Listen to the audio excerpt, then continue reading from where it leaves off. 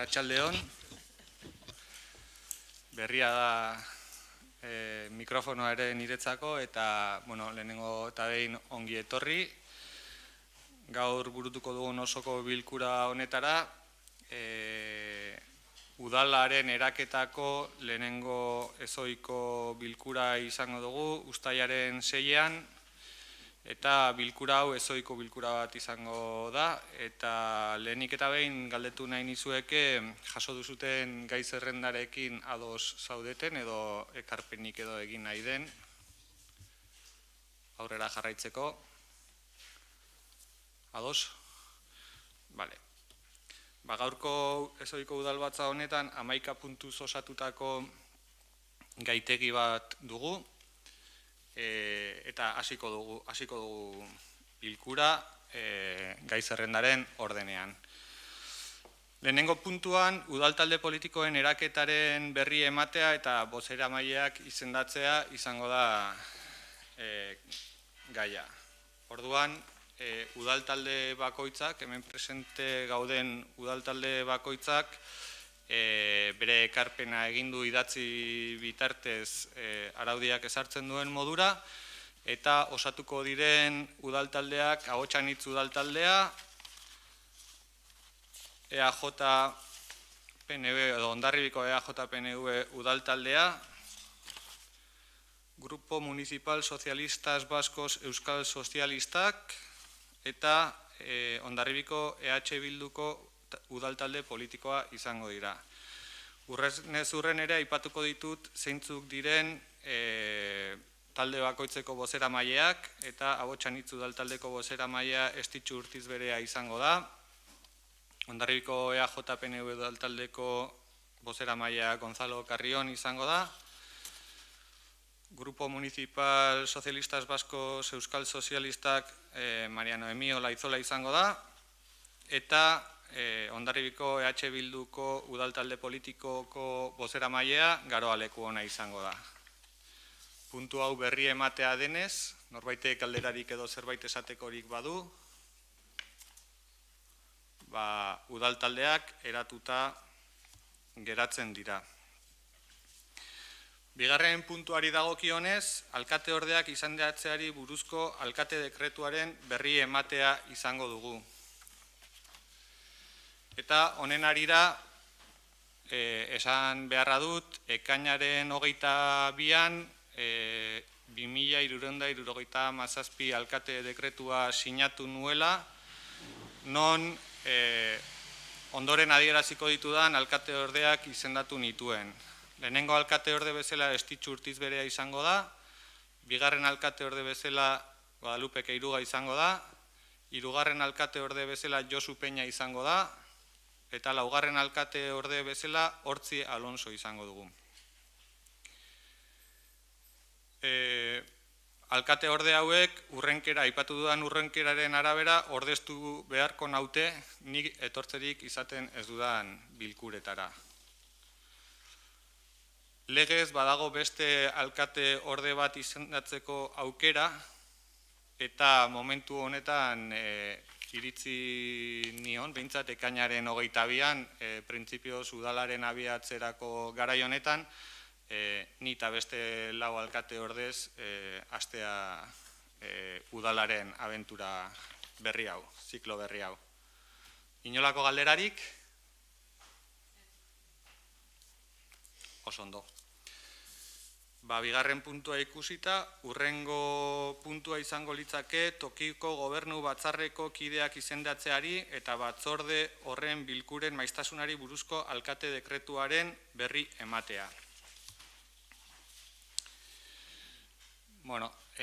Ikuspegi honetatik, aipatu beharra dut baita ere, ekainaren 22an 2378 alkate dekretua sinatu nuela, eta ebatzi nuela nitaz gain, Estitxu Urtizberea, Lupe Queiruga, Josu Peña eta Hortzi Alonsorekin batera tokiko gobernu batzarra izendatzea. Asmoa dugu 15ean behin elkartzeko astelehenetan. Eta horren berri ere izan dezazuen, azalpen hau ematen dut. Baduzute inolako galderarik? Oso ondo. Laugarren puntuari dagokionean, batzorde informatzaileen sorrera eta izen emateari buruzko proposamena izango da. Proposamena denean bozkatu egin beharko dugu, eta azalpen txiki bat, bozeramaile taldean elkartu garaia eta zeintzuk izango diren batzordeak aipatu genuen,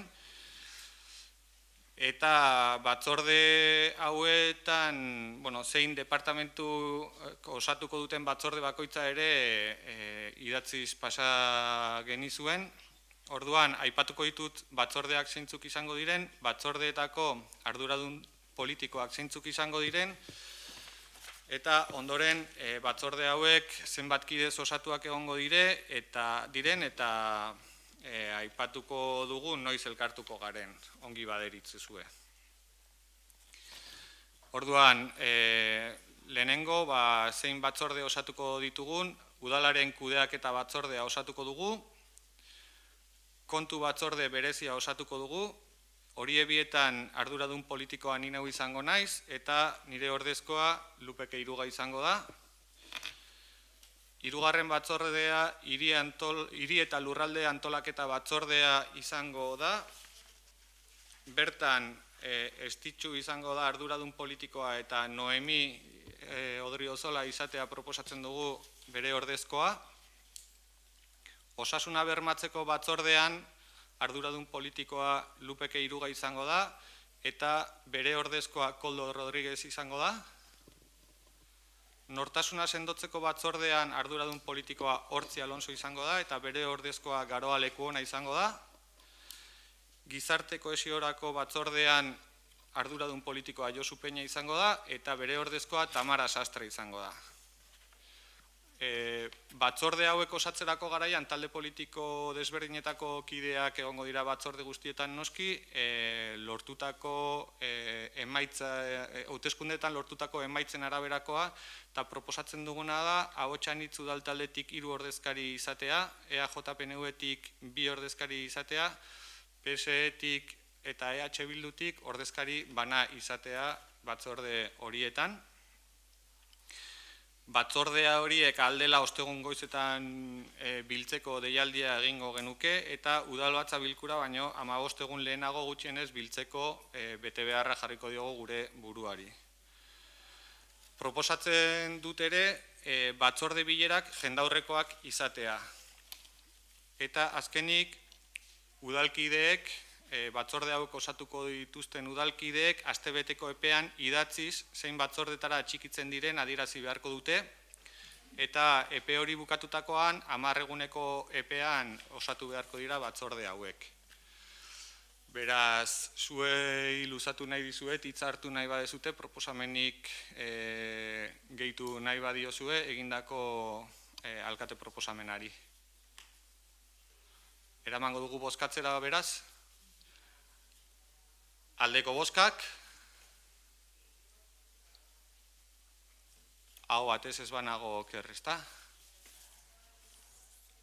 Ongi jasota? Bai.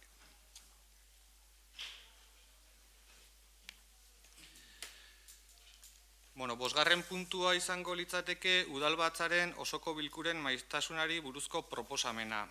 Hau ere, bai udaltaldeetako ordezkariekin eta baita bozeramaile batzordean jardun ginen eta aipatu genuen nire proposamena izango zela, nire eta Ahotsanitz udaltaldearen proposamena izango zela hilean behin egitea ohiko udalbatzen bilkurak, arintasuna emateko asmoz bereziki, eta hileko azken ostegunetan burutzea ohiko udalbatza horiek. Horretaz gain baita ere adierazi nahi dut, gure buruari hilabeteroko jarduna ezartzen diogun honetan gustatuko litzaigukela uztaila eta abuztuan behintzat aldela ohiko udalbatzarik ez burutzea eta gairik egongo balira jorratzeko ez ohiko udalbatzak burutuko liratekela uztaila eta abuzteko hilabete horietan. Gaur badakit uztailaren 6 dela, San Fermin bezpera eta hemen gaudela bilduta, egin beharko dugu ziurrenik lehenengo bilera hauetan beste udalbatzaren bat hilabete honetan bertan, baina ohikotasuna hartzen dugunean gustatuko litzaiguke irailetik ekainera arteko hilabeteroko bilkurak egitea eta ondoren uztaila eta abuztua aldela ez ohiko bilkurarik egitea behintzat. Proposamena denez, inolako ekarpenik egiteko asmorik, bozkatuko dugu beraz. Proposamenaren aldeko bozkak, aho batez onartuta.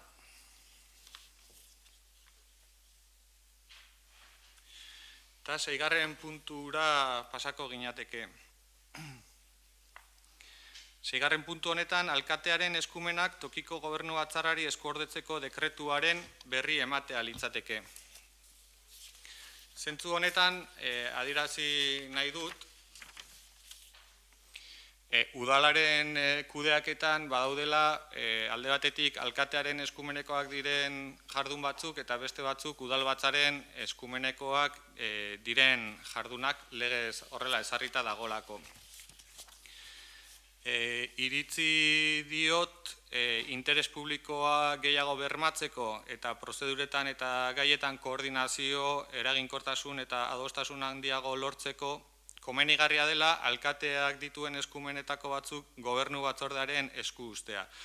Horregatik, uztailaren 3an sinatu nuen 2466 alkate dekretua eta ez dizkizuet eskumen guztiak banan-banan aipatuko dokumentazioan jasota duzuetelako, baina bai adieraziko dut, bai hirigintza gaietan, giza baliabide gaietan, kontratazioaren ikuspegitik, ondasunen ikuspegitik, lankidetza hitzarmenen ikuspegitik eta gizarte zerbitzuetako zenbait eskumen udal gobernu batzarrera transferituko ditudala.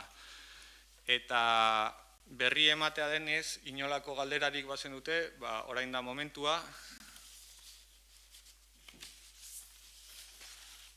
Orduan, gobernu batzorde hau ere 15ean behin elkartzeko proposamena egiten dut eta astelehenetan elkartuko litzateke gutxienez behintzat. Berri emanda. 7. puntura pasako ginateke. 7. puntu hau ere proposamen bat da. Eta udalbatzako kidei ordainsariak, bertaratzeak eta kalte ordainak proposatzeko nahia eukiko genuke. Uste dut dokumentazioa ere helarazi zela, honen inguruan ere azalpenak eman ziren bai udal talde bakoitzakin egindako bileretan, baita udalbatza aurretik burututako osoko bozeramaileen batzordean ere, eta, aipatu nahi nuke egiten den proposamena dela alkatearen dedikazio osoa 58.866,25 euroko urteko soldata gordina izatea. Lehenengo alkate ordearena ere dedikazio osoz 53.017,30 euroko urteko soldata gordina izatearena. Gainerako alkate ordeak dedikazio osoz ere 53.017,64 euroko urteko soldata gordina izatea. Eudelen akordioa jasota dago oposizioko talde handienari dedikazio osoko zinegotzi batek behintzat ardura izatearena eta bere gomendioa da gutxien jasotzen duen alkate ordearen 180%ko soldata izatea eta horrela proposatzen dut 38.715,88 euroko urteko soldata gordina izatea. Egindako hausnarketan pentsatu genuen ere bai gainerako udal taldeen ordezkariei behintzat zinegotzi batek 150%ko edo jardunaldi erdiko soldataren edo dedikazioa eukitzea eta 19.657,84 euroko soldata izatea proposatzen dugu, eta horrez gain, dedikaziorik ez duten zinegotziek etortzen zareten udalbatza bakoitzeko 100 euroko dieta izatea proposatzen dugu, eta batzordeetara joateagatik dieta 40 eurokoa izatea da proposatzen duguna. Eta horrez gain, jakinarazi behar dizue, dedikazio osoa edo partziala duten kargoei alta emango zaiela gizarte segurantzan, eta erabaki beharko dutela beraiek elkarkidetzan funtzionarioen A1 azpitaldeari dagokion zenbatekoan eta bai bizi eta istripua seguruan sartzea ere. Hau proposamena denez, zuen baloraziorik edo ekarpenik egiteko asmoa baldin baduzue, bozketara eramango dugu, aldeko bozkak, aho batez,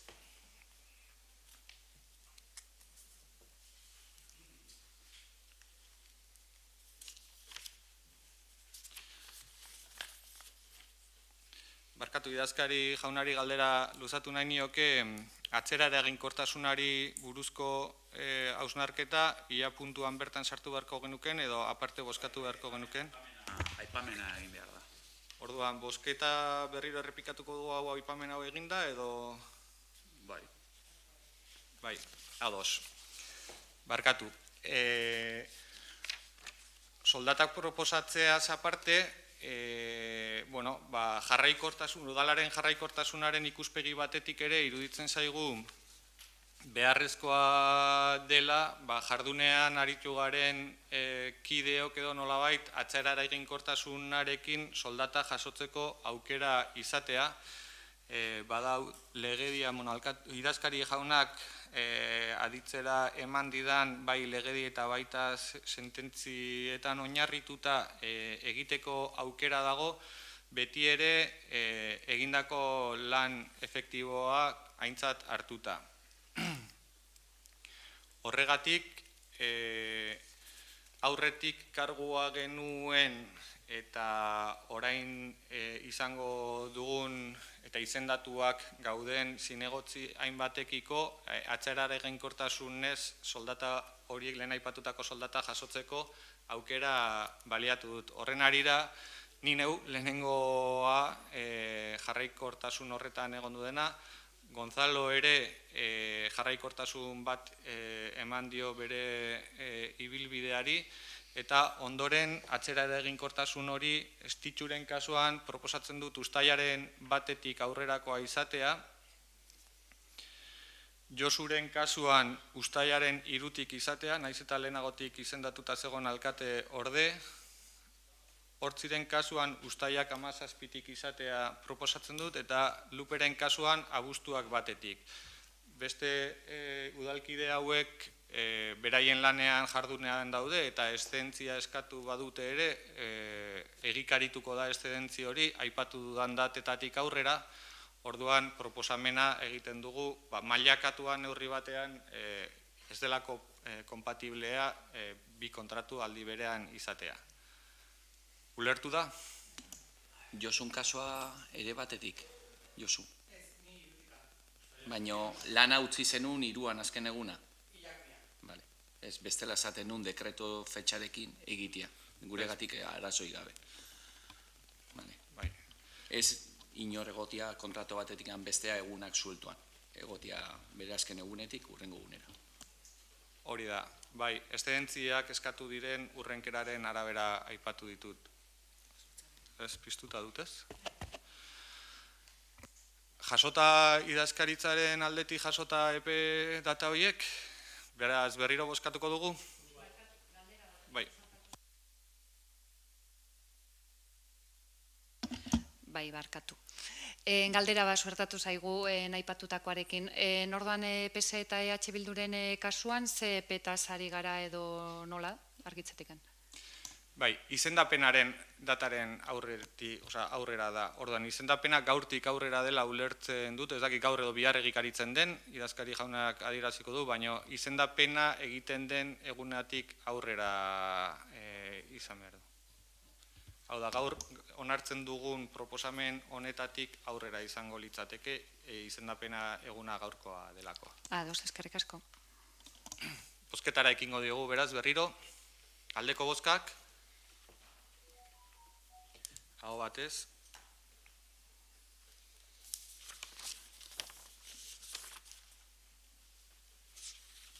Arratsaldeon.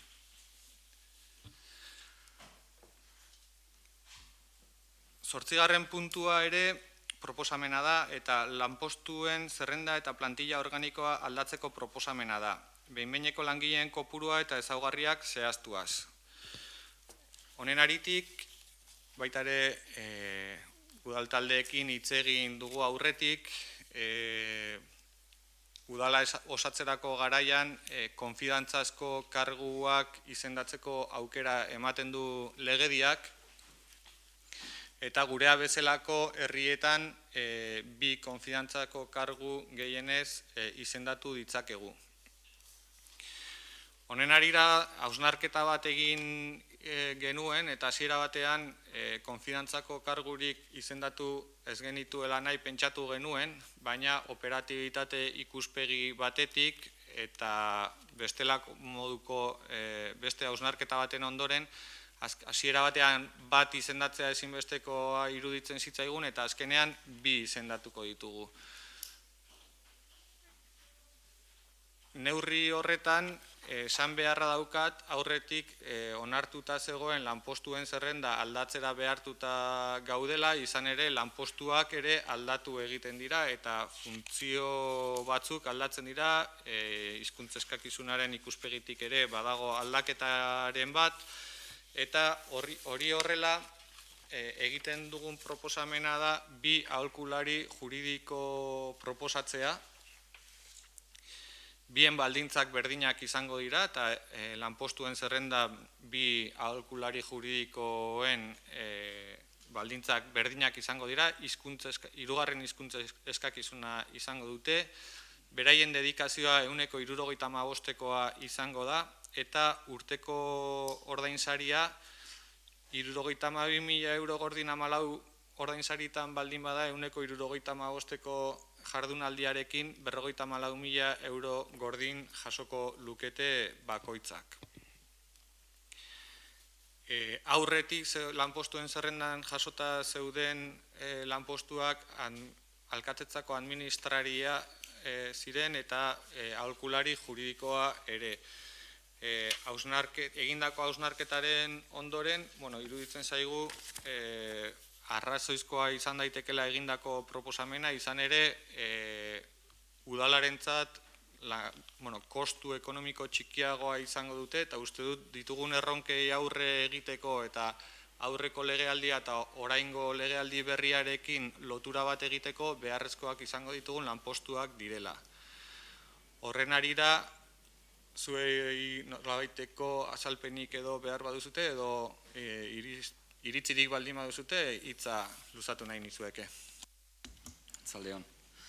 Batez deigarri egiten zaigu, azkenako bi legealdietan zuen aipamenak, botzan hitz egindako aipamenak beti izan diela, ezirula sinisten bi konfiantzazko kargo horietan, eta gero asesoria juridiko horretan kobratzen zuena. Baina, ikusi dugu beharrezkoa diela, eta orduan ez gara kontran egingo, eta bai alde, noski baiet, eta gero beste eskakizun batez ere azkenako urtetan beti eskatu duzute hizkuntzaren gaiarekin beti eskaren moduan beti hortan egon zeate, eta guain hori ere uko indiozute. Orduan guk alde gaude, zeren da joku modu bat, baina ikusten da eguneko lan egun horietan nolako gauzakin behar diren.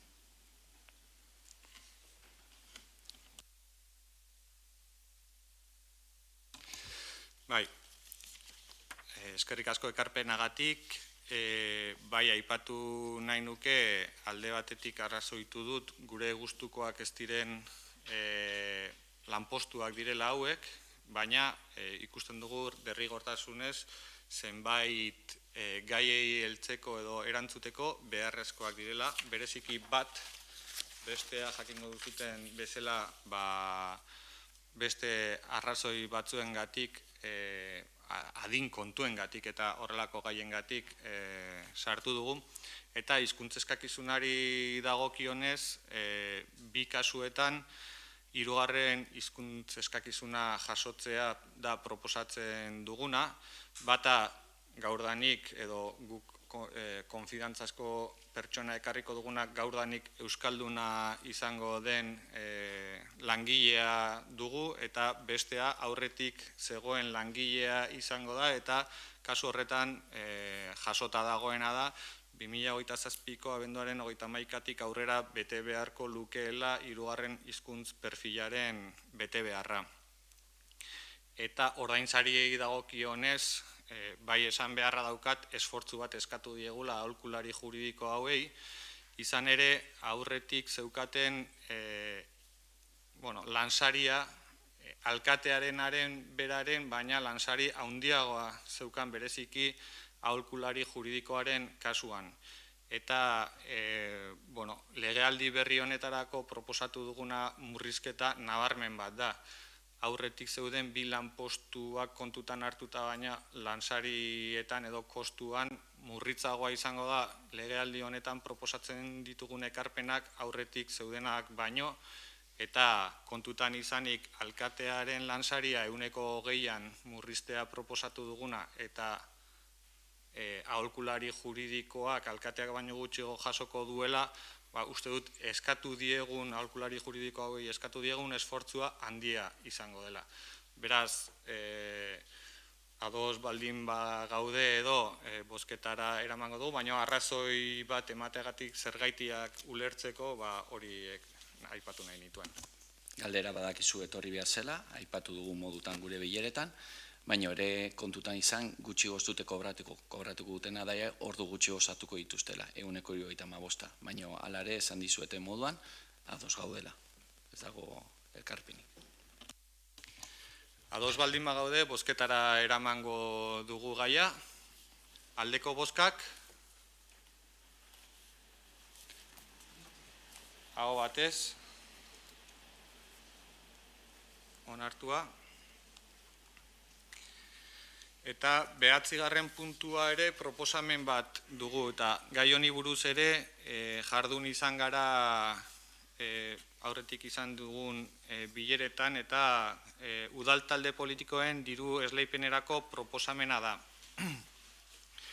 Zentzu honetan aurreko legealdiko ibilbide edo proposamen berdina da maigainean jarri nahi duguna, izan ere ulertzen dugu proportzionaltasun bat bilatzen duela udaltaldeen ekarpen ekonomiko honek. Hau da, talderik txikienek portzentai horretan zati handiago izango lukete eta talderik handionok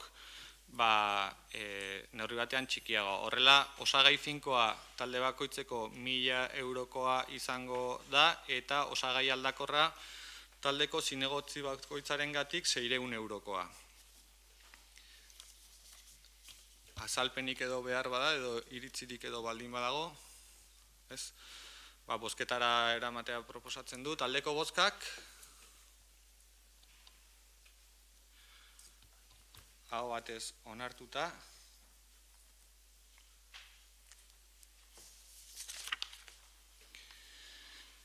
Eta 10. puntura pasako ginateke.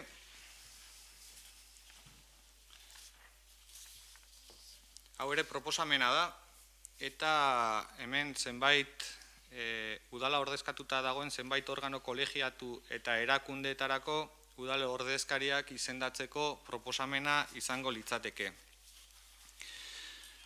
Aipatuko ditut zeintzuk diren erakunde horiek,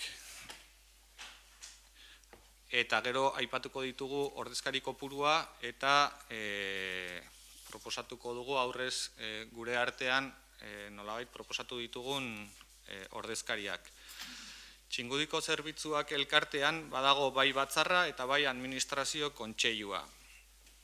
Eta proposatzen dugu abotxanitzeko bi ordezkari izatea eta EAJ, PSE eta EH Bilduko ordezkari bana izatea bertaratuko direnak. Bidasoa bizirik elkartean 3 ordezkari daude eta proposatuko dugu Abotsanitzeko, EAJ-ko eta EH Bilduko ordezkari bana bertaratzea. Bidasoa Txingudi Partzuergorako beste 3 ordezkari izendatu behar dira eta proposatuko dugu Abotsanitzeko, EAJ-ko eta PSE-ko ordezkari bana bertaratzea. Partzuergoan zuzendaritza batzorde bat ere badago, ordezkari bat juten dena, eta proposatuko dugu Abotsanitzeko kide bat bertaratzea. Euskal Fondoari dagokionez, ordezkari bat izendatu beharra dago, eta proposatu dugu EAJ-ko ordezkari bat bertaratzea.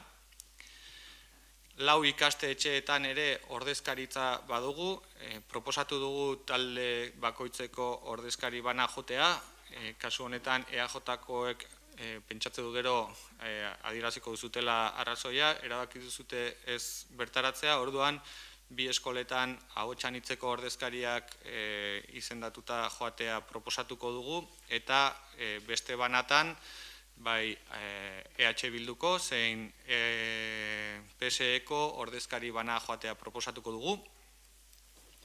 Behemendin ordezkari bat izendatu beharra dago eta Abotsanitzeko ordezkaria joatea proposatuko dugu. Hortzibiaren kasuan ordezkari bat izendatu behar da eta estatutuen arabera uste dut alkatea izan behar duela nahita nahez joaten dena. Eta Kasino Zarreko gobernu batzordean ere ordezkari bat izan behar da juten dena eta gizarte zerbitzutako zinegotzia izatea jasota dago. Eta azkenik, San Gabriel egoitzan ere 2 ordezkari izan behar dute eta alde batetik alkatea eta gizarte zerbitzuetako zinegotzia izan behar dute ordezkatuak. Guztiok badituzute zerrendak zeintzuk osatuko dituzten erakunde bakoitzeko ordezkaritza horiek, eta iritzi badiozute hitza luzatu nahiko nizueke nolabaiteko azalpenik edo izango bazen dute emateko. Bai, aipatu duzun moduan guk eskoletakoa ez genuen bidezkoa ikusten, batez ere 4 eskola izan da Hondarbilan eta 4 talde politikoak neurketa horrekin egiten baldin bada, justunoa da, baina ez dugu ikusten bakarrikan eskola batean alderri bat egotekotan, egon beharko ginen denak denetan. Batez ere, eskol guztiak ez politikoki finkatzeko o desberdintzeko. Orduan gure ekarpena izango zen denotan egotia. Horregatik ez dugu ukuin diogu bakarrikan guk aman egotia, zen ez dugu ondo ikusten, ez SOE Egiluzen eta SH Bildu talaian DBH egotia, batez ere denak denotan egotia. Hori izan da gure proposamena, hori da, batez ere.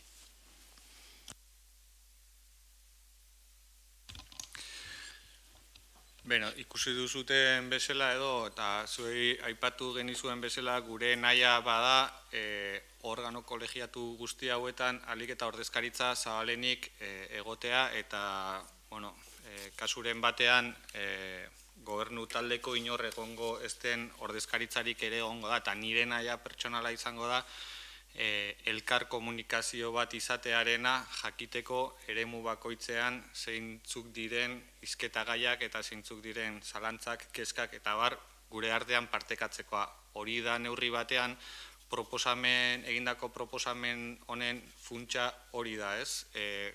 Elkar gaitezen talde ezberdinetako kideak erakunde ezberdinetan eta erakunde horietako gobernu organo horietan pertsona bat bakarrik izendatu badaiteke, pertsona bat izendatu beharra daukagu.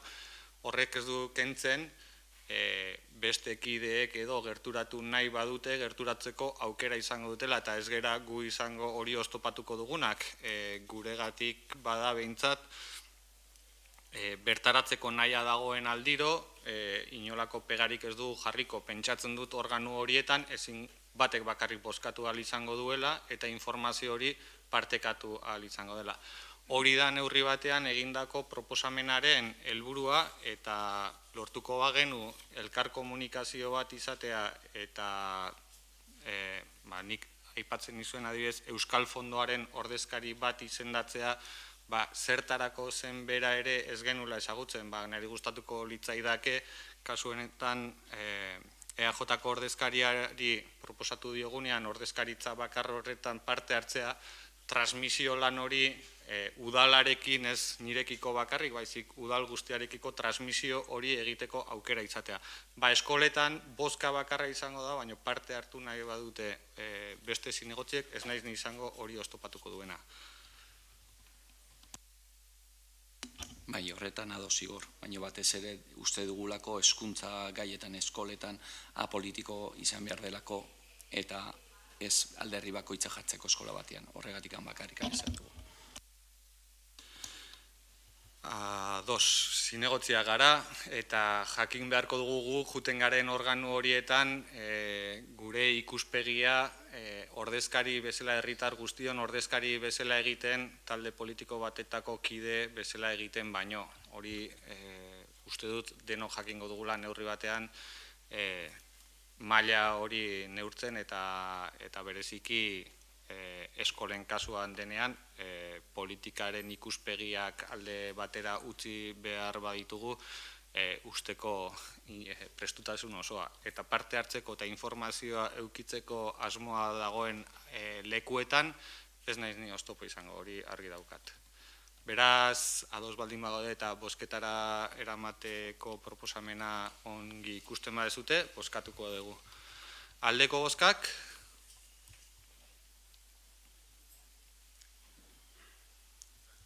hau batez.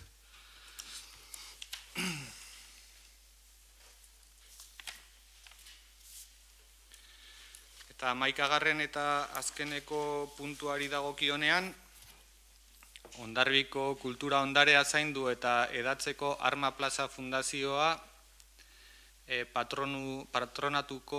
patronukide kopurua zehaztu egin behar dugu eta horien izendapena egiteko proposamena ekarriko dugu.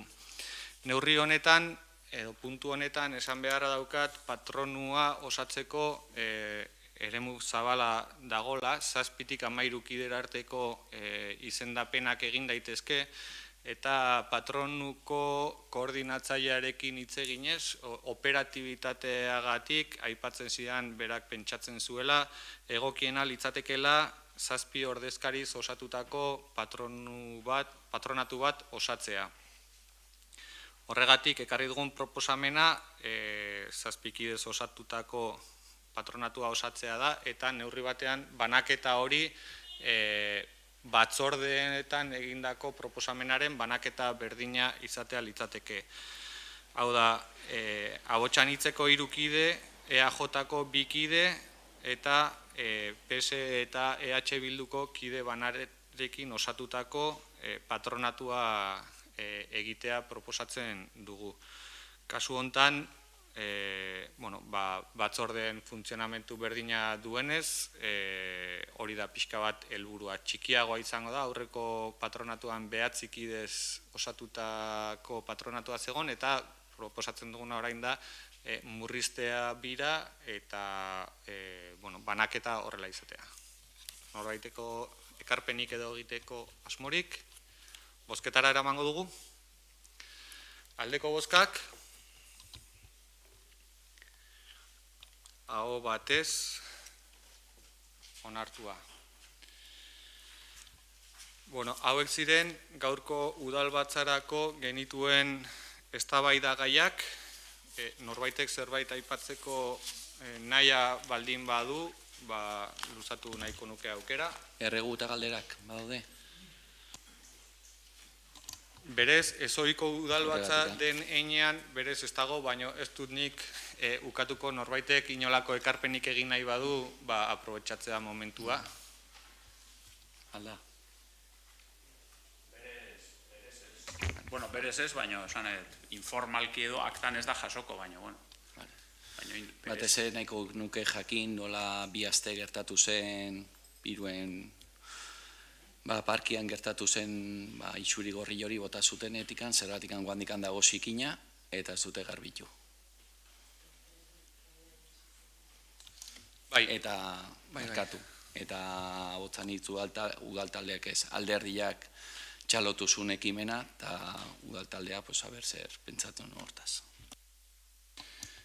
Nik alkate bezala hitz egingo dut, eta gero nahi badu Ahotsa-Anitzeko udaltaldeko bozeramaileak hitz hartu Ahotsa-Anitzei buruz egindako galderan, berari luzatuko diot. Burua uste handia eragin digu udalari Piruen parkeko urmaela tintatu izanak. Egia da, ekimen sozial baten edo ekimen baten ondoriozko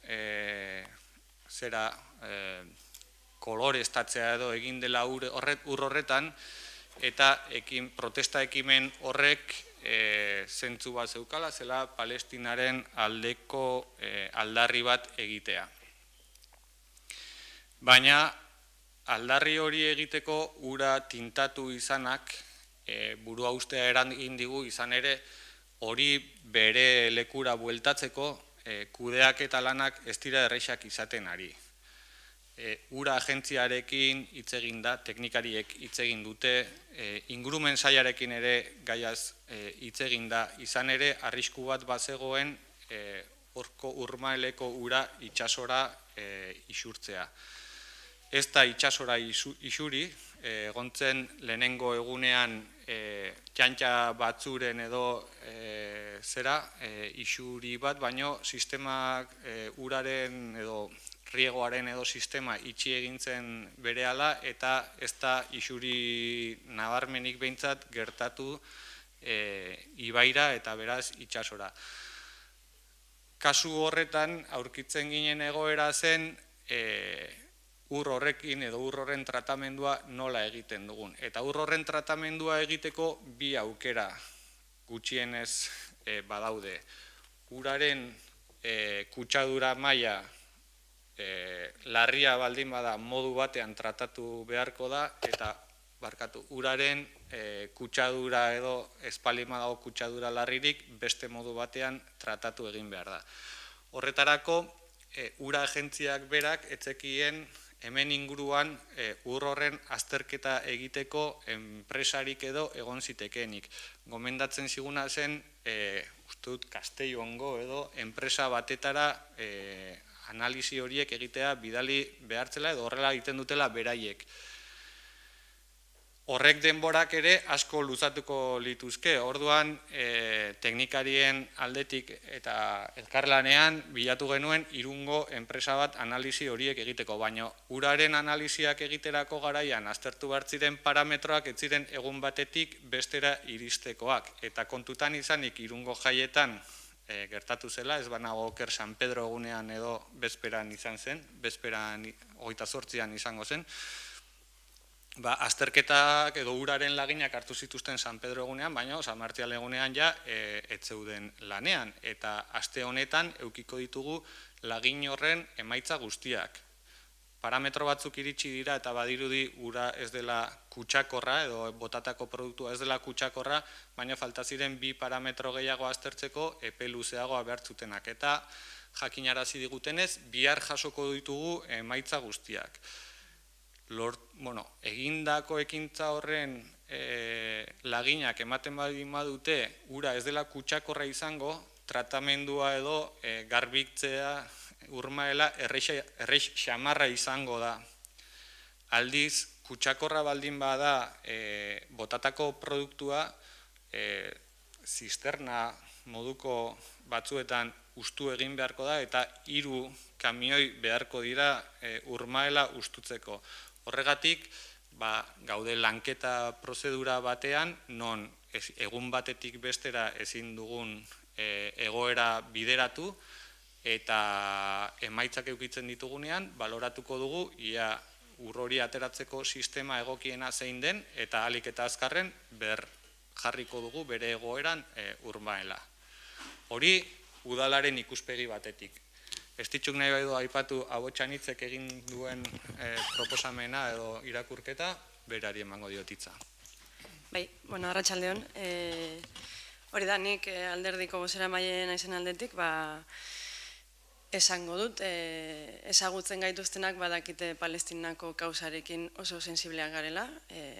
Aurretik ere egin izan ditugu beraiekiko solidaritatearekin mezuak eta ekimenak. oso kezkatuta gaude azkeneko asteetan jasaten ari diren jasarpena. Eta aste honetan bertan ikusi dugu nola, egoerak okerrera egin duen.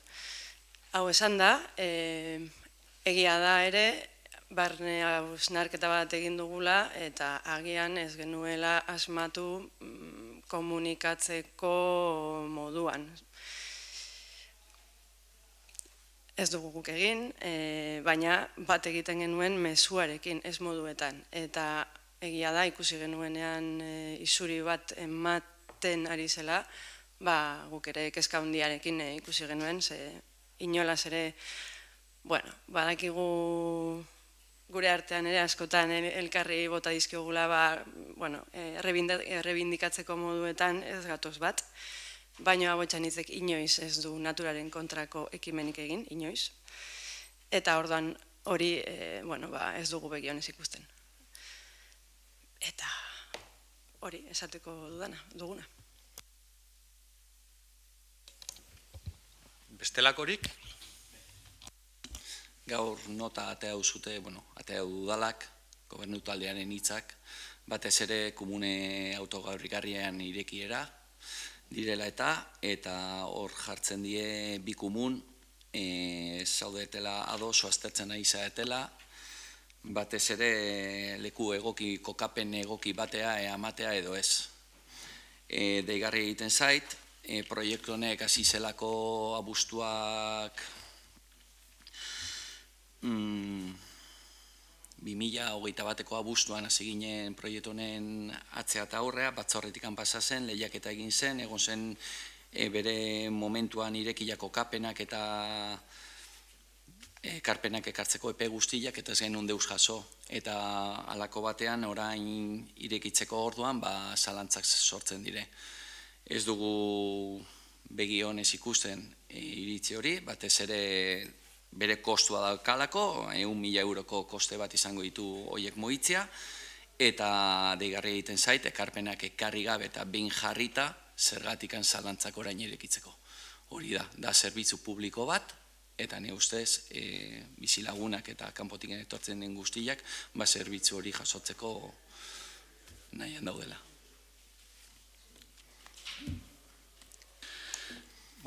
Lehenik eta behin hasiko naiz esaten, egintzen proiektua ez dela bete. Eta adibide bezala jarriko dut Mendeluko komun publikoaren kokapena. Hau da, proiektua zegoen eremu batean, eta kokatu da beste eremu batean. Kokapen horrek jendartean sortu ditu, eta guk hala jaso dugu, hainbat kexu edo esango dut. Baina are gehiago esango dut, eta gure harridura da, jarri dugunean mahai gainean kexua horiek jasotzen ari ginela, aipatu zaigula itsas jabariko eremu publikoan jarri dela kostasen baimena izan gabe. Beraz, ezin zela hor kokatu komun publiko hori. Orduan, jasotako kexaz aparte, proiektuan jasota etzegon kokagune batean jarri, eta gaina jabari publikoko eremuan kokatu izanak, eramaten gaitu hausnarketa bat egitera, haizu, nola kudeatzen dugu hau, egin behar dugu eskaera bat kostasi, edo lekuz aldatu behar dugu, ezin dugu ireki kokagune desegoki eta beharrezko baimenik gabe ezarritako kokagune batean, ezarritako komun publiko hori. Bestalde, martxoak 8 plazari buruzko kexak ere ugariak dira.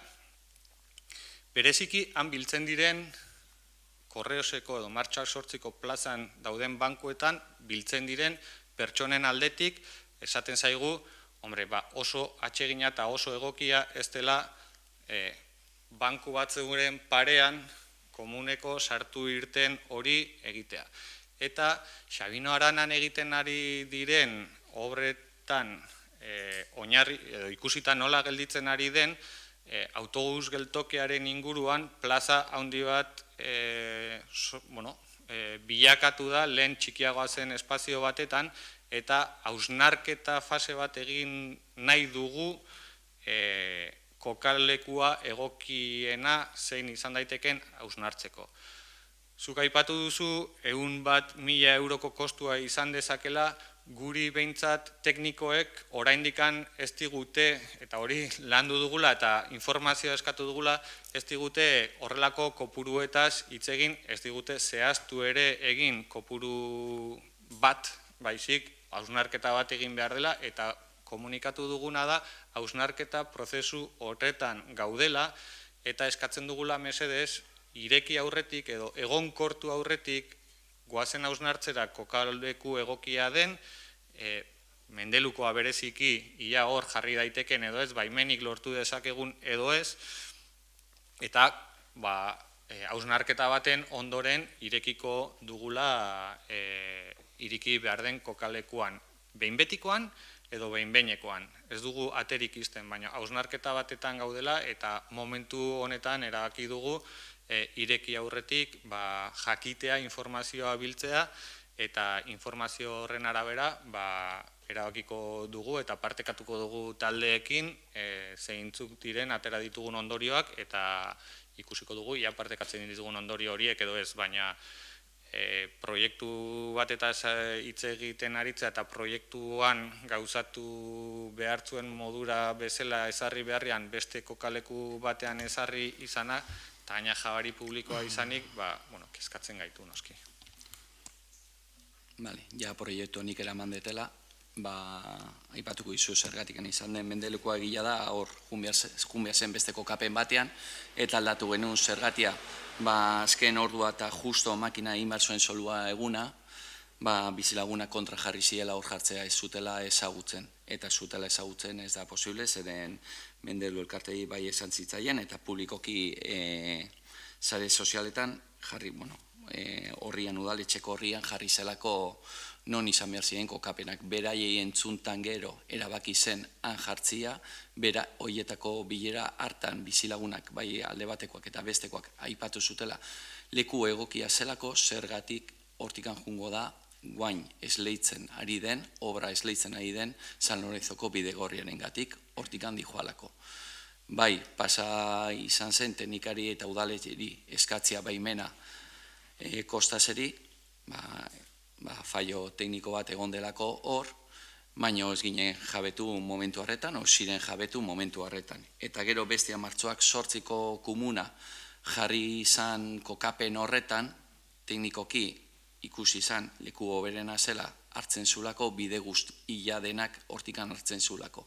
Batez ere autobusetikan jisten dela abion dakalako komunak, autobus bila portutikan etortzen dena bidean dagolako, portutikan puntalalea joaten dena bide naturaletikan dijoalako, alde zaharretikan turistak eta bertakoek portura jisten dieneko bertan dagolako komuna, eta gero portutikan Muliat eta Zezen plaza Resiliandetikan juten delako ikusi genulako bide naturalak diela oinentzako gehien bat hartzen zituen lekuak zielako.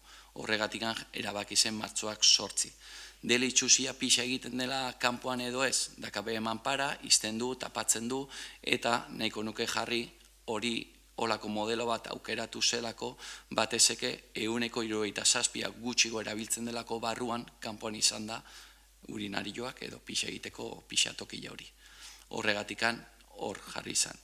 Esaten dut guain publikoki azalpen guztiak, zeren gaur nota bidez ikusi ditelako kexa hori. Udaletxean kexaren bat ez da sartu kokapenen gatik. Kexaren bat. Eta dirua nondik anatea dut, proiektutik anatea ditut. Batez ere ikusi ditut obra zibilak zenbat kostatu duten leku bakoitzan, eta gero gutxi gora bera kalkulatuta kentzen den lekuan obra zibila hori horren kostoa. Horregatikan. Eta datu horiek publikoa dire. Eta horregon naiz hori behiratzen. Batez ere azaltzeko. Etxeako udal gobernuak atea du nota bat gaur eguardian, eta horren zalantzetan azalpenak nahiko nuke eman. Batez ere, proiektua niri izan zelako, niria ez udaletxekoa, baina nire ardurakoa, horregatik. Debatea interesgarria egiten zait, izan ere, ni udal honetan nagoen eskerostik 2015 urtea eskerostik ez dakit zenbat bider proposatu dudan nik edo nik ordezkatzen nuen udaltaldeak aurrekontuetan komun publikoa jartzearen beharra bagenuela. Eta zenbat gora bera izan diren gai honen inguruan, 2023 urtean jarri dira komun publikoak eta udal batzordetik edo udal gobernu taldetik ebatzi duguna da ireki direnez komunikazio bat egin behartzela udalaren izenean ireki direla esateko. Eta nola erabaki dugun kokaleku egokiak izan daitezken edo ez hausnarketa bat egin behar genuela, hori ere komunikatu egin behar genuela. Proiektuaren kokalekuz aldatzearen kostuak berriro errepikatuko du teknikariari galdetu zaie eta beraiek ez dute kuantifikatzen jakin. Nik zu behiratu baduzu proiektuan edo nahi duzun tokian, nik teknikariek esaten diaten naren arabera jardungo dut. Ez naiz ausartuko hemen kopuru bat botatzen, baina bai kexei dagokionean udalean ez dela jaso kexarik, nik esango nuke, eta lehen aipatu duzuzuk sare sozialak, eta nik uste esango nuke udalaren sare sozialetan komunen kokalekuaren inguruan kexa ugari jaso direla. Denok ikusi ditugu sare sozialetan jaso diren kexa ugari. Orduan, nik uste dut jabetzen garela eta kalean egoten baldin bagara ere, eta egoten zaretenez entzungo zenituzten zenbait kezka kokalekuen inguruan, nik uste dut hausnarketa fase bat, eta espero dut hausnarketa azkarra izatea hartzea, bidezkoa dela, gustatuko litzaidake nola ez niri jarri direnak edo gehiago egotea aldezarrean adibidez komun publikorik egotea ere gustatuko litzaidake, baina ni bai konprometitzen naizena da, kokagunez aldatzen baldin bada, beste udaltaldeekin partekatzea hartuko dugun erabakia. Eta mantentzen baldin baditugu dauden kokagunetan ere, beste udaltaldeekin konpartitzea horretara konprometitzen naiz. Zeren hemen eman den azalpena gaur, aurretik lehen aipatu dudan bezala proiektuan jasota zegoen eremu batean eta ondoren erabaki zen aldatzea, baina gu enteratu gara behintzat sare sozialetan ikusi ditugun argazki eta kexengatik. Ez hemen udalean izan dugun ekimenean elkarrizketa bidez partekatu delako. Orduan, ni bai hausnarketa egiten dugunean eta espero dut alik eta lasterren izatea hausnarketa hori, komunikatuko da, ia mantenduko diren leku berean eta irikiko diren, behin-behingoz edo behin-betikoz. Eta hori denon artean informazio hori elkartrukatuko dugu, eta ez dauka zalantzarik kokagunez aldatzea erabakitzen marima dugu eta horrek gain kostu batzuk eragin behar baldin baditu ere komunikatuko dugula eta zergaitik hartzen dugun erabaki hori ere komunikatuko dugula. Bai udaltaldei eta baita herritarrei beraiei ere. Beste gairik? Bai, batez ere argitu gure boska guztiak aldezkoak izan diela, udalbatza honetan, batez ere badakigulako tramite administratibo hutsa dela, hutsa, eta batez ere batzorde guztiak importante diela, eta hori dena oniritzi emateko, eta gu alde gaude, da lan eredua, da lan egiteko eta hitz egiteko eremuak batez ere batzordeak, eta nahiko nuke eztabaide guztiak udalbatzean egin beharrean, batez ere batzordetan egin zen. Batzordeak dire eztabaidatzeko gunea eta negoziatzeko gunea, eta ez udalbatzan gero kexa guztiak helarazteko, batez ere azkenak urtetan gertatu den moduan. Horregatik gu alde gaude sinisten dugu batzordetan, eta horrengo ekingo dugu lanari, batez ere horregatik justifikatzeko. Posten hau, entzutea hitz hauek, zeren guk aipatu izan dizueguna talde ezberdinei da, batzordeak ez soilik udalbatzara eramateko gaien tresna izatea aparte gustatuko litzaigukela lan tresna izatea gai ezberdinak jorratzerako garaian eta aldela eztabaidak eduki behar ditugunak udalbatzan izango ditugu eta debateak nik gustura jasotzen ditut.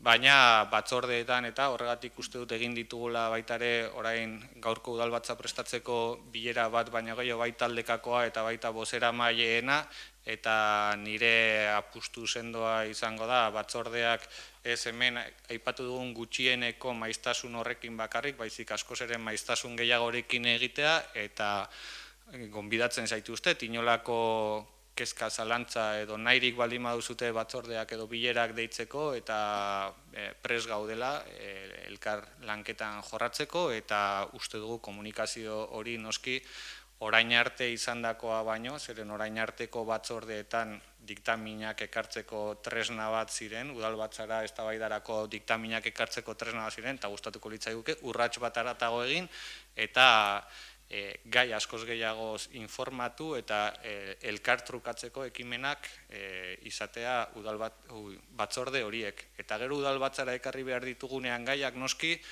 partekatutakoak baldin badira, ziur nago, askoz ere eraginkorragoak izango garela eta askoz ere hobeto lan egingo dugula. Hori helburu bezala finkatu dugu gure buruari eta partekatzen baldin bada, posten hau biziki.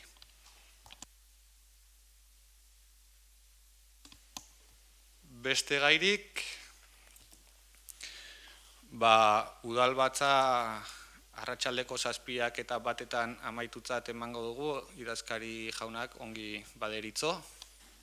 Eta, jakin arazi nahi dut, nire asmoa aldela datorren astean, lehen aipatu dut udarako hilabeteak ohiko udalbatzarik ez izatea nahiko nukela, eta uztailako 31 baino lehenagotik 2022ko kontu likidazioa ekarri behar da udalbatzara, orduan nire asmoa da datorren astean egitea udalbatza hori, hainbat berri ematekin eta lehendik datozen gai gutxi batzuekin udalbatza egitea, udarako behintzat bete beharrezkoa ditugun gauza batzuk beteta eukitzeko, eta horregatik, nahiz eta batzordeak ez dauden osatuta, konbokatu zaizue, ni dakidala behintzat, asteartean bilerak burutzera informazioa trukatzeko, izan ere kontu likidazioa berez diktaminatuta dago, baina zinegotzi berriak baditugunez gure artean,